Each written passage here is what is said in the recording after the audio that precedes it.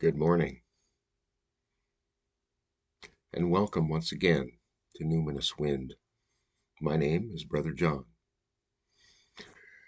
Today, and it is very early, I think it's almost 6:30 in the morning right now. Typical for me um, to be up at this hour in the morning. And truly, this is the best time to do these presentations. Um, we're going to talk a little bit about religion today. In the last segment, we talked about where religion came from. We talked about the fact that religion fundamentally comes from within. Within what? Within the heart. What is the heart? The heart is, of course, local. It is the center of our being. And everything that is physical in any way belongs to the universe. And you've heard me say it before, and I will say it 1,000 more times as we go. We don't just belong to the universe, we are the universe. Today, we're going to ask the question, what's the problem with religion? What's up with religion? We just want to talk about religion in general. People have a lot of mixed feelings about religion.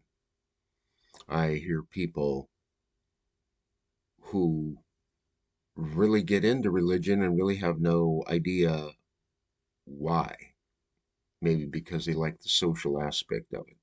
Maybe because they like the idea of being able to go to somebody with their problems. Maybe it makes them feel good in some higher way, higher aspect, if you will. Then there are those that have a maybe not so much a clear understanding of what's going on. Well, let me rephrase that. While it's true that there are some within religious circles that understand very little of what is going on, they're really there for the social aspect. There are others that very much do understand what is going on, and they usually become uh, involved in higher aspects of that organization. Maybe they start teaching, maybe they start doing music, maybe they start taking care of children, maybe they start, starting some sort of ministry, whatever. Um, as I have said many times, I was within the evangelical uh, movement for 24 years of my life, and a large part of that was within the music ministry. Um, I could elaborate on that quite a bit, but we're going to try to stay focused today. Um, Over the last 16 years, starting in 2008, it's currently 2022. Over the last 16 years, starting in 2008, I had a dramatic mystical experience, uh, preceded by maybe about two or three mystical experiences before that. And then came the big mama. And since then, wow, I've had many, many of these experiences, some of which I will be talking about as we go along in these presentations. Again, getting back to our primary subject, today we're talking about religion. Why is religion the way that it is? Um, Again, there are some that are into it for the social part of it. There's others that get a little bit more involved. There are some that have I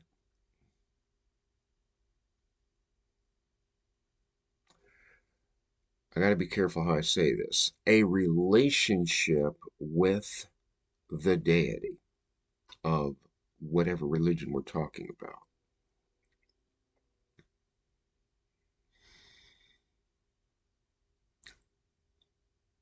I'm pausing because there are some religions that claim not to be religions. And fundamentally, there are no deities. Buddhism is a really good example. People call Buddhism a religion all the time, but technically, eh, it doesn't really fit the term religion.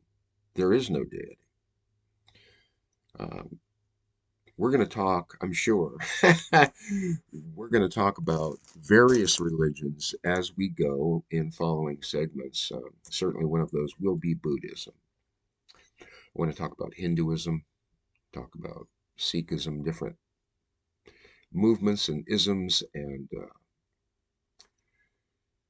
a lot of history, um, but not today.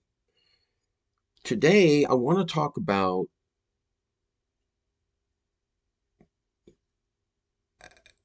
just religion in general and how,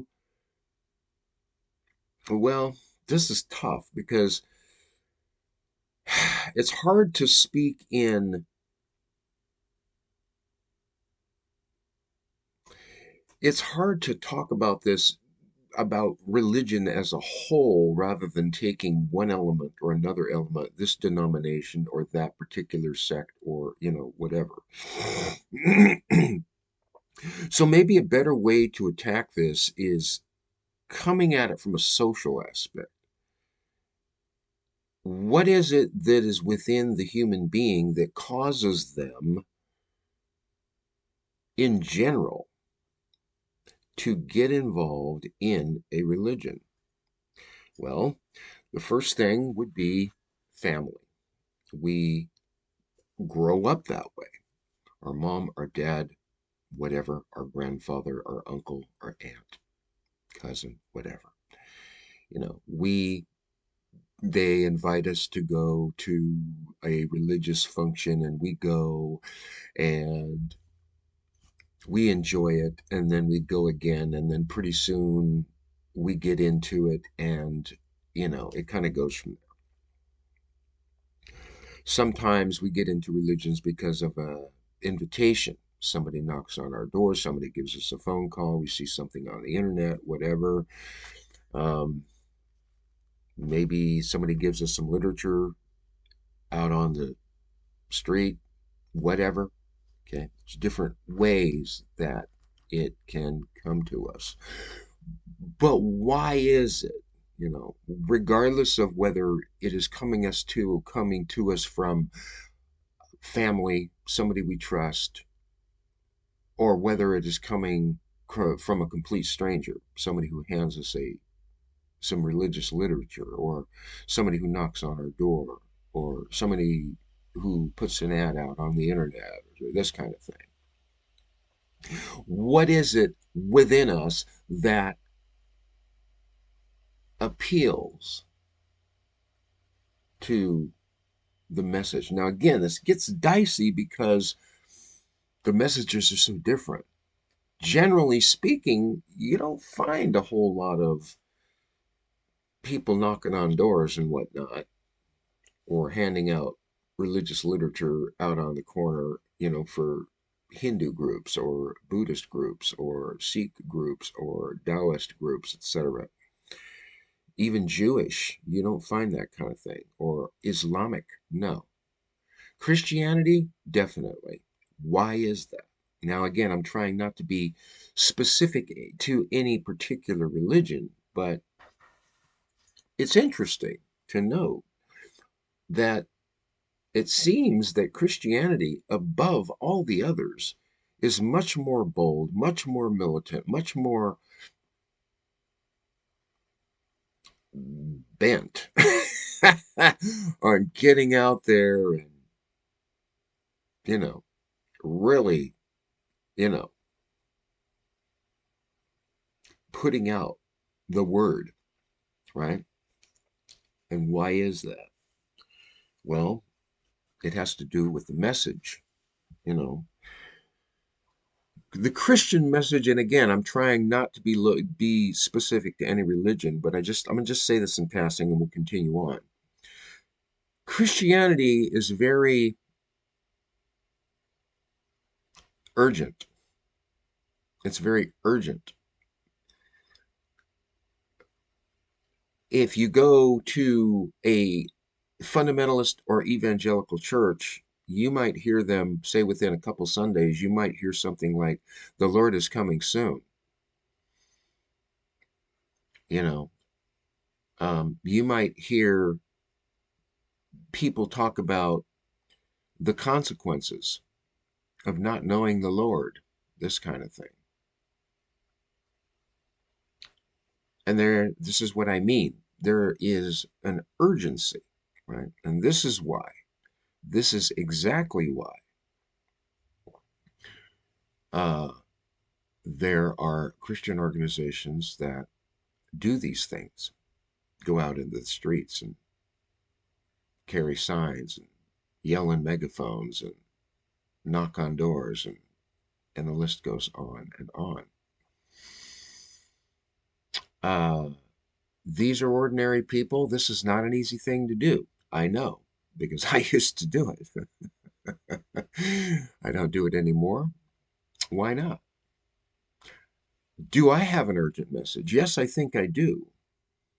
And while it is true, yes, I could go out there with a megaphone or, make my own literature and go out into the masses and blah, blah, blah.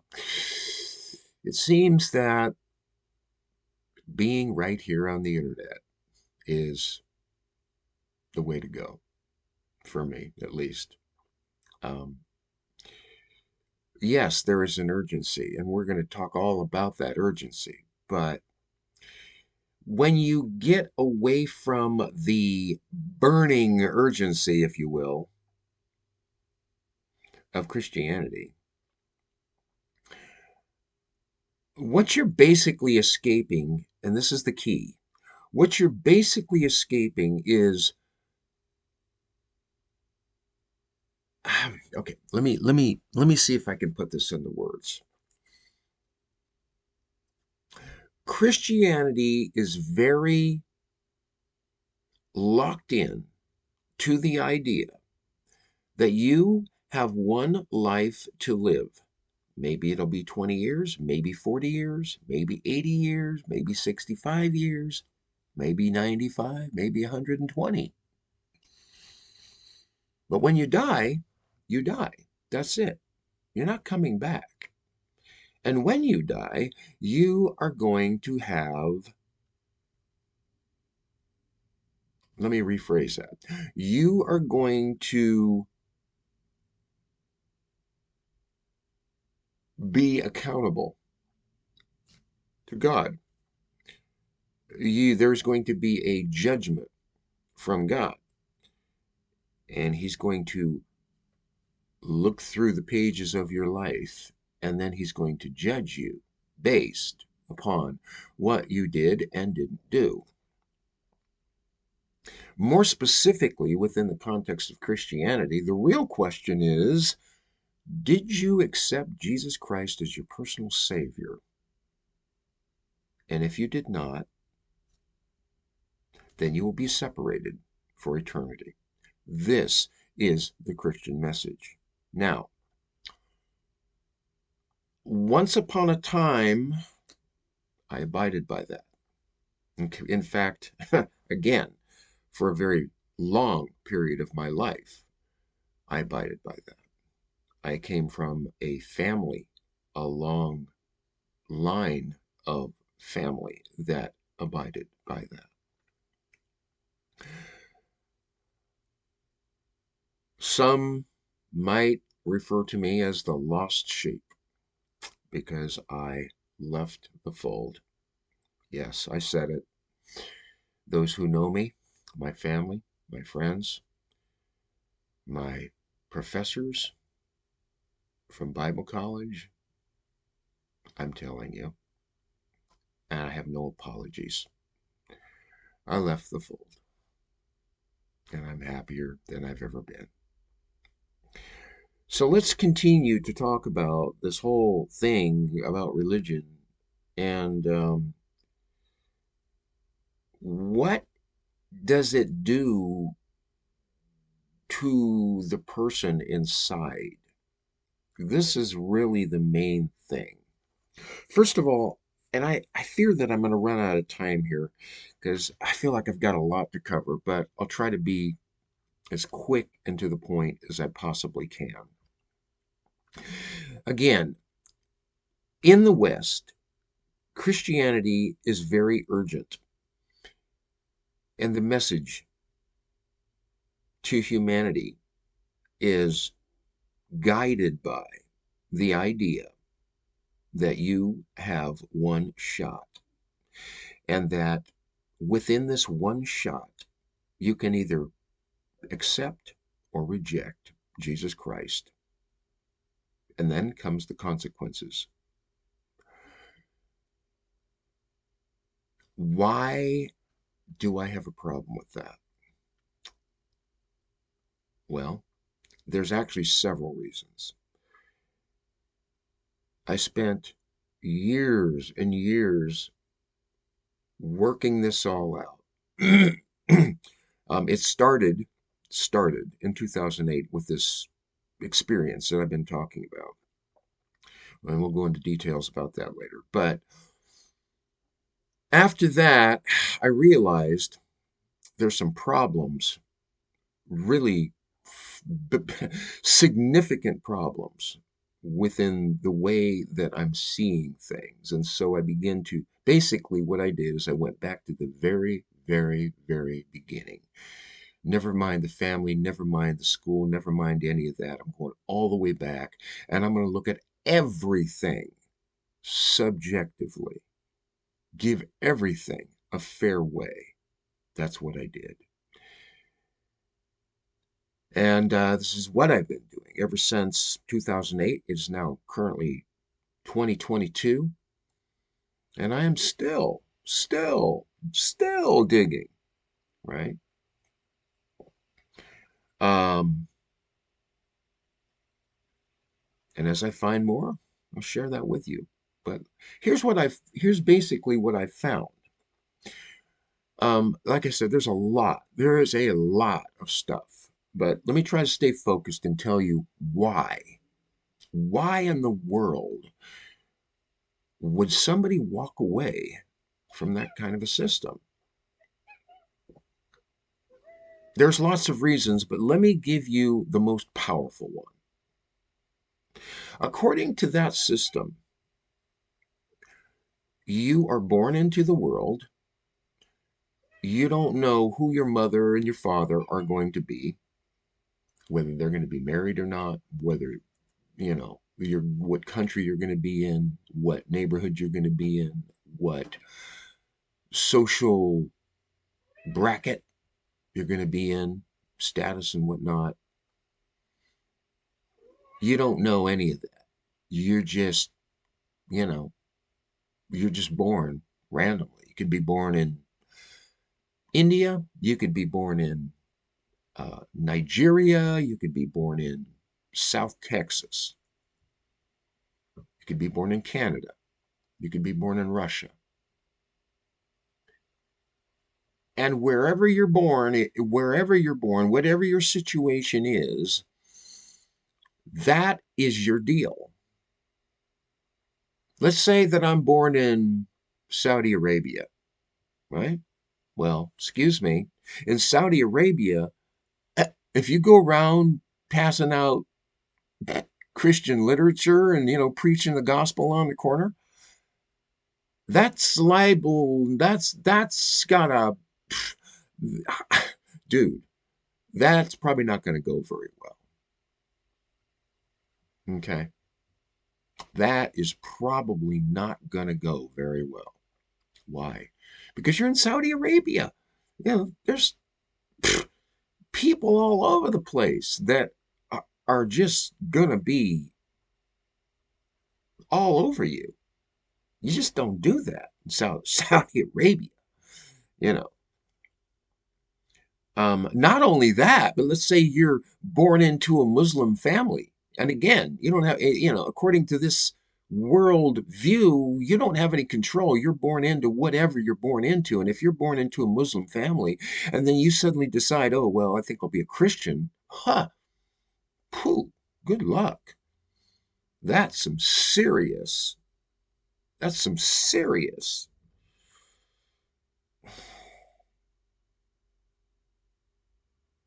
stuff. What are you saying, John?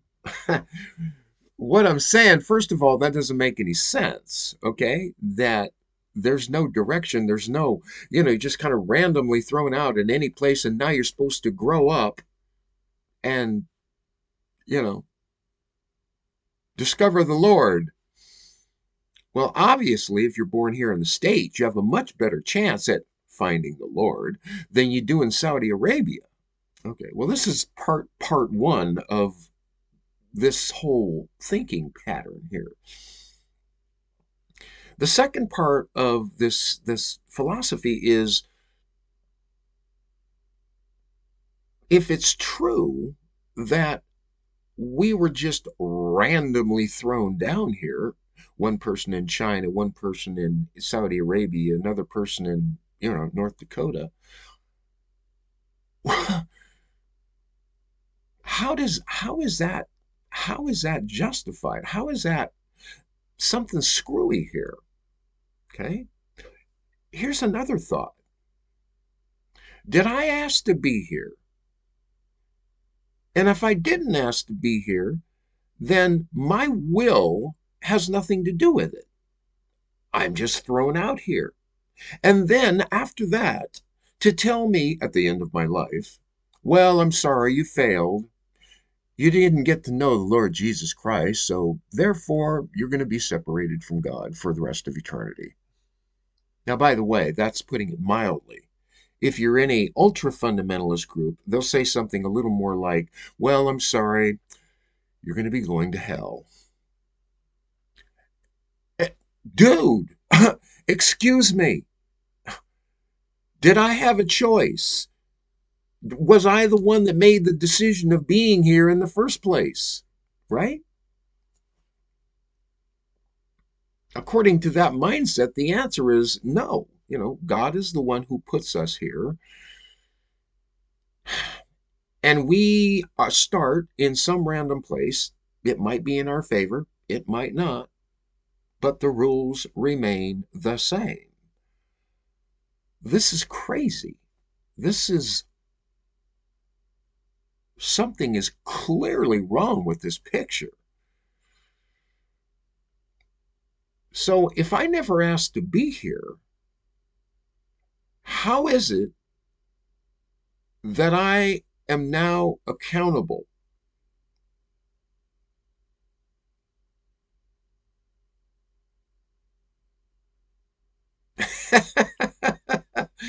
It makes no sense, right?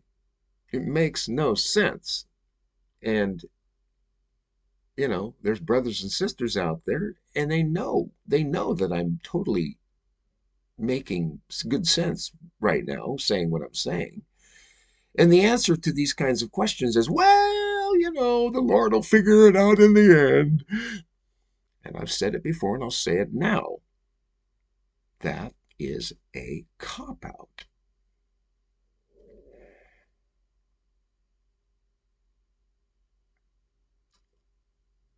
The Lord has gifted us with logic, the power of reason. I'm not going to say that all of Christianity is wrong. There's quite a bit within Christianity that resonates very well with me.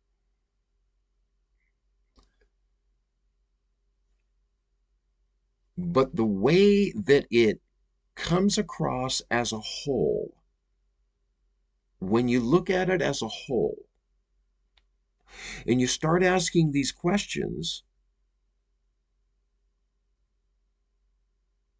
about where we came from and why we were born where we were born, right? Did we have any choice in that? And the answer is no. Oh, okay. So if I'm born in Saudi Arabia, then my instructions are the same.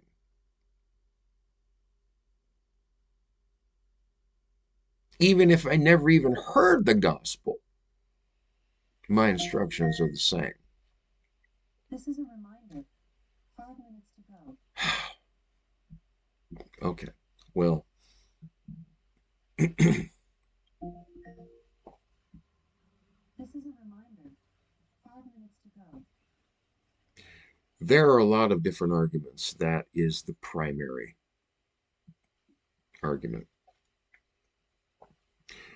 Um, Maybe in the next segment, we can talk a little bit more about this hell card. We're out of time for today, but sounds like it might be a good topic for the next segment. My name is John, and you're watching Numinous Wind. We'll talk to you again soon.